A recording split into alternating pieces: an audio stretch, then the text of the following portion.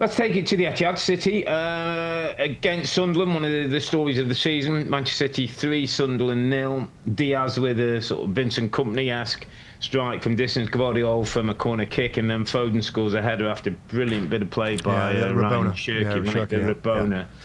With some Luke O'Neill came on late and got a red card for something horrible crazy challenge. I challenge, don't really know what he was doing there. I think that's not the first time it's happened to him as well.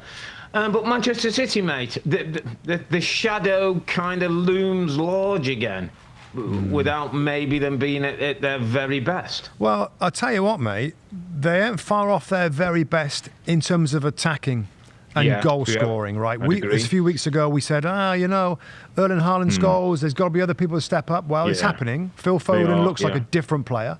Looks like a different player. Looks like he's going to score in every single game. I think the goals from chipping in from different areas, of course, it helps when defenders come forward and score as well. You look at the numbers, Rob, right now. Goals for, after 15 of all the teams now, 35 goals. Next best, I believe, is Arsenal with 28. So that side of the game and the big man up front, they're gonna score enough goals to win a title. The thing that's been holding them back, and we've questioned, is the defensive side of things. All I would say, Rob, if they find a way to figure that out and to improve it, and Roger will help when he's back, which isn't for a little while yet, I think, then Arsenal should be worried. Then Arsenal should be worried, because right now I am saying, well, they give up so many chances, and that's still recent. Like the last week, it's still recent. Against Fulham. 5-4, is it? So that's still there. All I'm saying is, if they get better on that, then they could go on a long run of winning games and scoring a lot of goals. So that, again, it's a big if, and maybe they can't. And maybe they're always going to be vulnerable. Maybe next week they're going to concede goals when you expect him to. But right now, second place in the league, 2 points behind, scoring a ton of goals. Their best players in top form.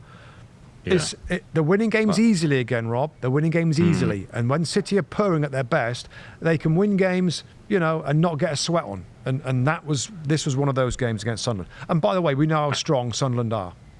Yeah, Sunderland ain't in a bad outfit set up, with a back five and difficult to play against. I also thought, Rob, that we kind of, and we mentioned it a little bit a couple of weeks ago, like we had the Doku day, didn't we, where it was like, against Liverpool, he was brilliant. And we've had a Foden days, and they seem to be becoming more consistent. It was a bit of a Cherky day, and it was interesting, Rob. So I've read a couple of things off the back of the game, looked at Pep, see what he's saying. It's really interesting. One of the first things he said about Cherky, and then he brought Savinho on, is talked about how he needs them to keep working hard for the team. He said, despite the talent is the bit that they can do and I can't teach them. They have to come in and work hard for the team. And it's almost like, to your point, I know that we're going to score goals, the 35 already. They will score enough goals to win a title. He needs to have players who will do the other things to make sure that they're not conceding. To win it back quickly. The Pep's best teams always do. The counter-press, where they win it back straight back. Some of these young players probably are not quite at that level yet, where they switch straight on and they go and hunt it and win it. Doku, Savinho, is still... Reinders, maybe. Still working with these guys. It's whether that can also, click into place pretty quickly. We'll see. But, it's a City team that are purring, and if they're 2 points behind you, mate, you've got to start slightly looking over your shoulder.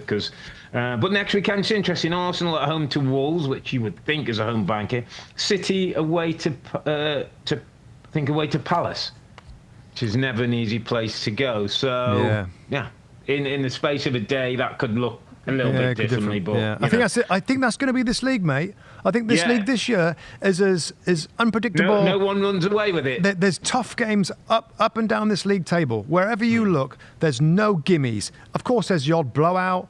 City beating Sunderland pretty comfortably, but I mean the other games, Villa beating for Arsenal. The Liverpool game, the games where you might expect the big boys to win, they are not winning. It's that competitive, the league. Which makes it great fun for everybody. And, of course, you never know what's going to happen and who's going to come out on top. Hi there, I'm Rebecca Lowe, studio host of NBC's coverage of the Premier League. Don't forget to hit subscribe to watch more videos all season long. And for even more Premier League content, from original series to live matches, head over to Peacock.